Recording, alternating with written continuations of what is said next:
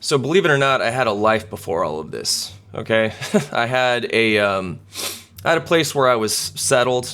Right, I had family around me. I had friends.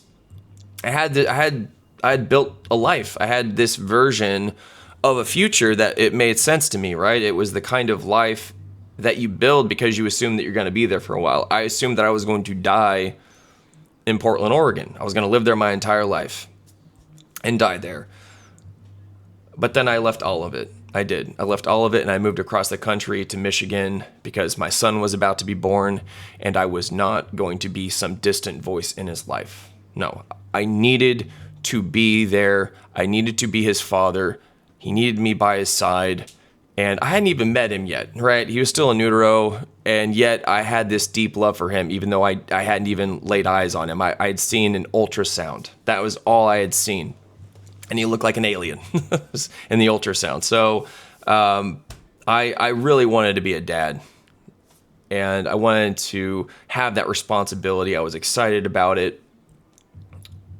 And then, of course, through circumstances that I'm not going to get into, if you've been following me for a while, then you understand what those circumstances are.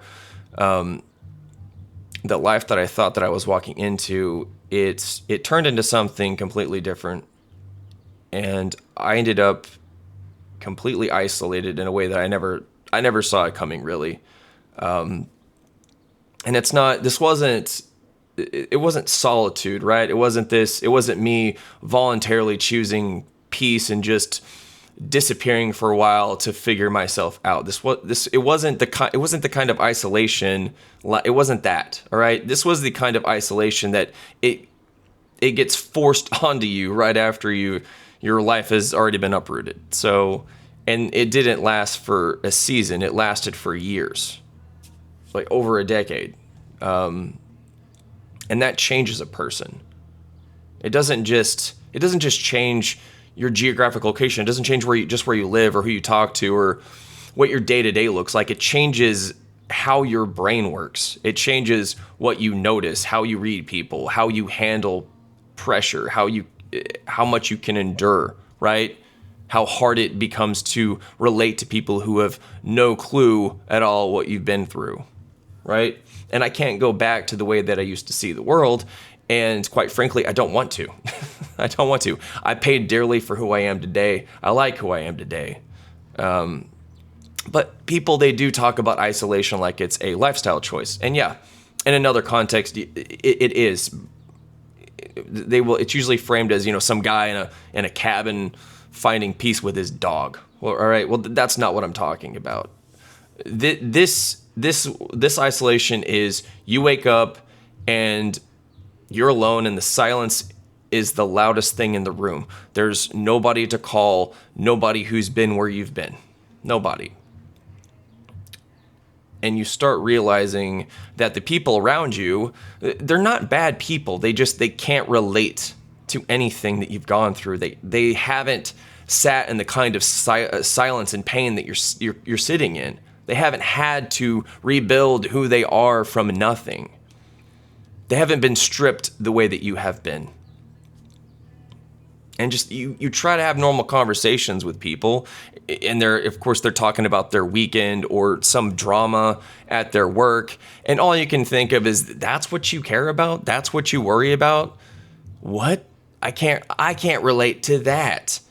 I don't really care, and just like they don't really care about what I've been through, right? We can't. It's just we're in two completely different worlds.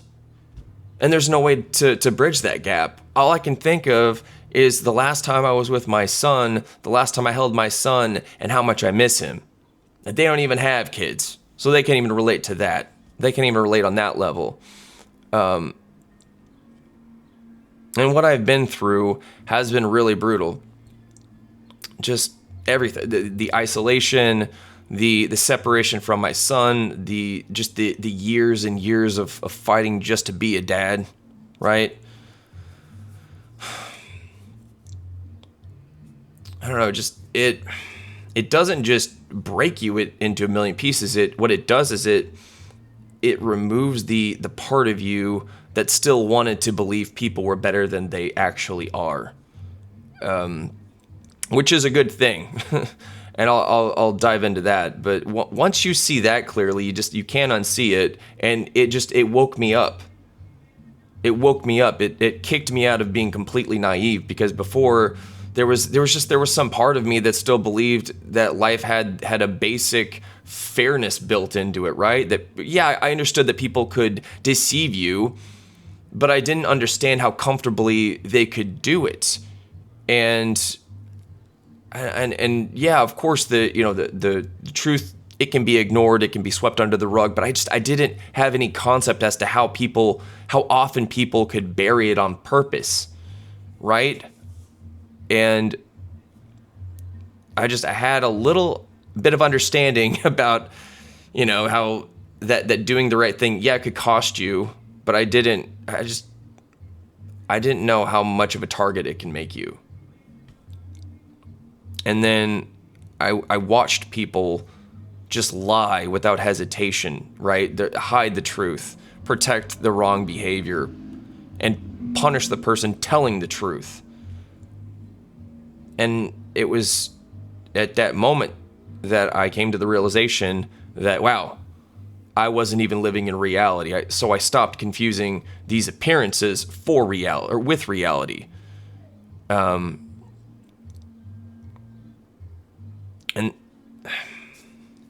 this is what over 10 years of forced isolation actually gave me, okay?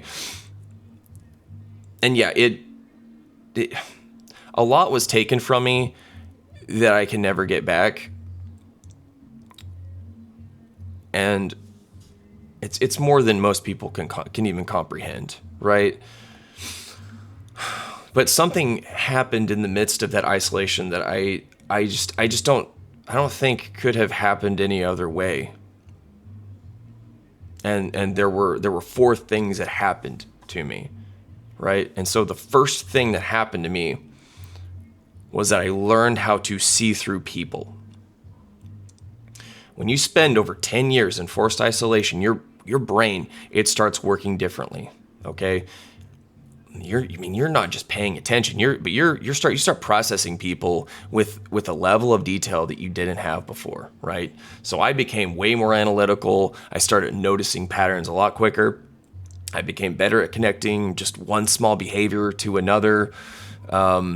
I stopped treating every incident like it was separate, and I started seeing the larger pattern underneath it. And that's how I learned to see through people. I started noticing when someone's words, yeah, they may have seemed benign, but their timing was suspicious. And I noticed when they avoided certain details that would make them look bad, right?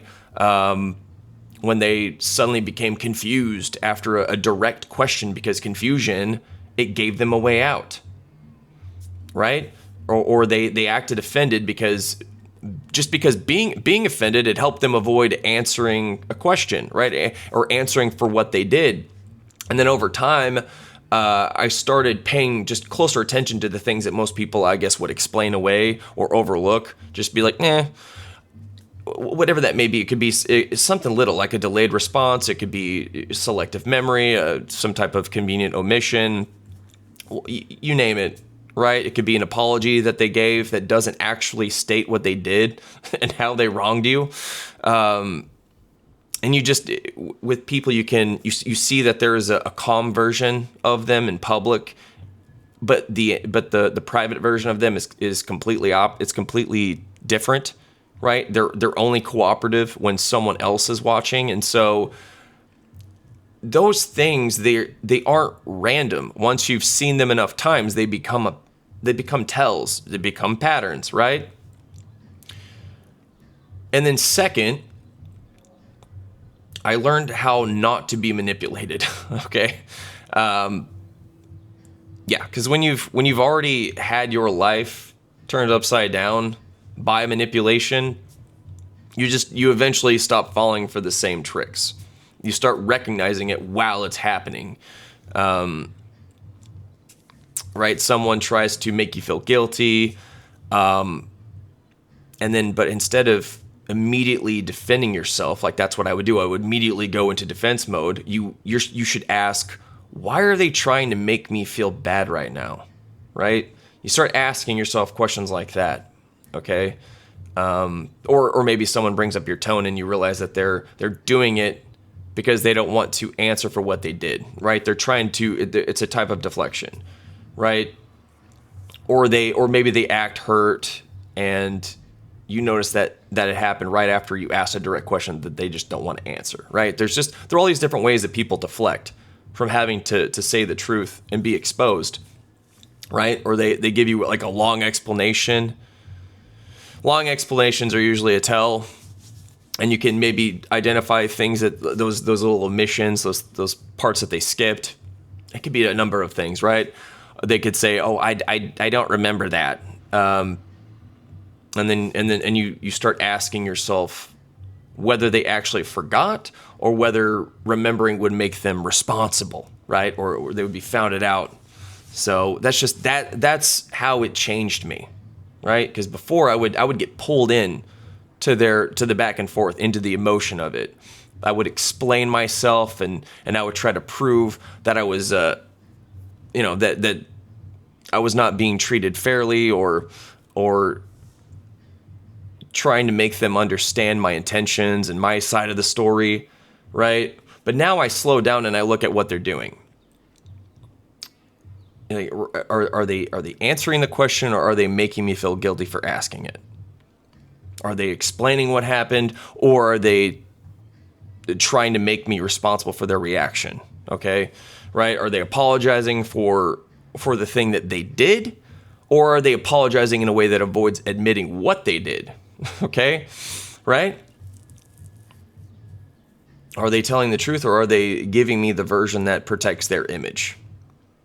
Because if you're dealing with a manipulative person, it's the latter. They're giving you some version that protects their image. And I'm just giving some very basic examples, because after you've lived through the advanced version of it, those smaller tactics are just easier to catch, right? The guilt trips, the whatever emotional pressure, they're using emotionally charged language, so maybe some type of subtle threats or fake confusion, like I mentioned earlier. You name it, man. You end up registering that as strategies and tactics, right? And they don't have the psychological effect that they're supposed to have anymore. Because once you see it, then they lose their power over you. And so you don't have to yell or prove anything or convince them. You no longer react that way. You stop doing that. Because you realize that that's what they want. That's what they're looking for. Is they're looking for your reaction, right? And try to weasel their way out. But yeah. And then third, I learned how to understand Machiavellianism, right? The more advanced version of what I was just talking about. And a lot of that started from having a lot of time alone and then reading The 48 Laws of Power by Robert Greene. So that book I recommend that book. That gave me language for things that I had already been feeling and dealing with, but just couldn't fully put into words and explain. And so it helped me understand how they use timing and image and silence, how they use selective honesty, and just other people's perceptions as tools, right? But of course, the book, it's a really good framework, but it was only a framework. So life itself gave me the examples. And so I learned what Machiavellianism really looked like by dealing with people who didn't have empathy for what they were doing to me, right? They weren't people who felt bad once they saw the damage they caused. Quite the contrary, right? Got them off. They showed no remorse for the damage that they caused. No remorse. And even if they were caught, they would double down, right? And that's what taught me the most, right? When I started seeing through the tactics, they didn't become honest, but they became more committed to the tactics, right? I could see that there was no, in the beginning I would try to think, oh, maybe there's just a misunderstanding, but no, there was no misunderstanding on their part. There was just a need for control. That was it. Some people are not trying to reach for the truth. They're trying to maintain control of a situation, right? They need control of a narrative, right? They need control of a narrative, how they're perceived by others, how you're perceived by others, based on the narrative that they have about you, and also how you respond to them. Like I said, they're looking for a reaction from you. And once you don't give them that, they get really angry. But once you understand this, a lot of the behaviors, they start making sense, right? Because a normal person feels guilt when they know that they've crossed a line. They have this internal break, this internal resistance that it kicks in when they hurt someone who didn't deserve it, when they just they can check themselves. But some people don't have that. That's what I came to find out, is that some people don't have that. They know exactly what they're doing, and they keep doing, or they keep going. They keep doing it. They keep going because only control matters, right? It matters more than having a conscience. So, and that reality changed me a lot. I stopped assuming that everyone had that internal resistance, that internal break, that they had a conscience, basically. So I realized that some people, they do not possess empathy or remorse. All they do is they protect their image, they protect their narrative, and then they attack your credibility at all costs, right? Anything to stay in control. That is Machiavellianism in real life. That's the advanced version. And once I understood that, I couldn't go back to being naive about what people are truly capable of. What all people are truly capable of, okay? And then the fourth thing was, and this is the one that I believe that matters the most, is I learned who I actually am, right? Because when you're alone for that long, you can't keep distracting yourself from yourself. I did that for years, and there's no normal life to hide inside. You're not, because you're not going out with people, you're not sitting around a table with friends every weekend, right? You don't have those distractions. You're also not living that regular family dynamic, that rhythm where the house is full with people and the week is planned out.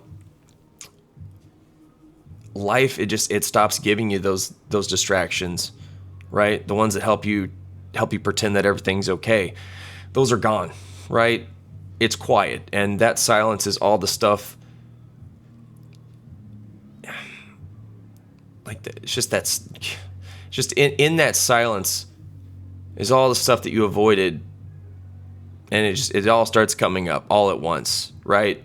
Memories, right? Memories you thought you had already dealt with that you forgot. They start coming back, and you think about what you missed out on, what was taken from you, what you should have seen sooner but didn't, right? What you tolerated but shouldn't have, and then what you wish you just could go back and do differently. You think about all those things, right? And that part of the process is not peaceful at all. Quite the contrary. People talk about being alone like it's some calm, beautiful thing all the time, right? Like you're just reading books and drinking coffee, smoking a pipe and finding yourself. And that eventually happens, but not right away. Okay, that was not my initial experience. That's not realistic. My experience, it was just sitting there with my thoughts and realizing that there was nowhere left to run. I had to deal with them, right? After enough time, right? You realize you have to deal with them. You can either keep lying to yourself, or you could get honest with yourself. And then I decided the latter, of course. It did not take long for me to finally get honest with myself, and because there was no way around it. I couldn't kick the can down the road. But yeah, that kind of isolation, it forces you to find out what is really in you. You find your thresholds, like how much you can take, what you actually believe, whether you really need everyone to understand you, right? I finally learned that I didn't, right? Just being misunderstood is just part of it. Getting lied about, it sucked, but it didn't make me forget the truth. I mean, just losing more than I ever thought I could lose. It didn't turn me into the person they tried to make me become. And that's where Carl Jung's concept of individuation comes into play and started to make sense for me, right? Because it's the process of becoming whole by facing the parts of yourself that you'd rather avoid, right? The anger, the bitterness, the dark thoughts, the shame, the parts of you that just they don't fit in that polished version of yourself that you want other people to see, right? To be accepted and approved. And isolation, it forced me into that, right? I had to look at the parts of myself that I didn't like and stop pretending that they weren't there, right? My anger and my grief I had to study them and understand them instead of just having them being left unchecked and allowed to control me. So yes, the old version of me was gone. So I had to decide what kind of man I was going to be after that. That changed me more than anything. I mean, once you've sat with yourself that long, with those thoughts and all that stuff going on, that storm, you stop needing to perform and pretend that you're fine. You just embrace it. Right? And explaining every scar that you've gotten to every person that crosses your path, it becomes pointless because you realize that most of them don't actually care. Okay? They're focused on themselves, just like you're focused on yourself. So that's what isolation gave me. It just gave me a real reality check. It gave me a version of myself that I had never met before. That I liked. I liked that guy. He's honest. He's an honest, stronger version. Right? A version that with a sharper intellect and a thicker skin, more resolve, right? A much better understanding of what I can actually survive. But yeah, I mean, there are parts of it I would never wish to experience again. But yeah, I like who I am now. I mean, and I would say not being able to connect with most people isn't something that I see as a flaw or a disadvantage. I mean, look around. I mean, most people are not worth connecting with because they're just not that interesting. We have nothing in common, nothing to connect on. I mean, most of them, they just move through life on autopilot and they just repeat whatever they're told. They're just a bunch of NPCs. They're still out there performing and chasing approval. I mean, yeah, they're purely performative, right? Not to mention that a lot of them avoid hard truths. Get me the hell away from those people. I mean, after everything I've been through, I don't have time or patience for that. I don't. Isolation made me more selective with the people that I allow into my life. And I will not tolerate shallow conversations and those fake rituals, those fake social rituals. I'm above that. I am above that. So in closing, if you resonate with my experience and what I just talked about here, I want to hear it. I want to hear what your experience has been like. Let me know down below in the comments. And yeah, catch you guys on the next one.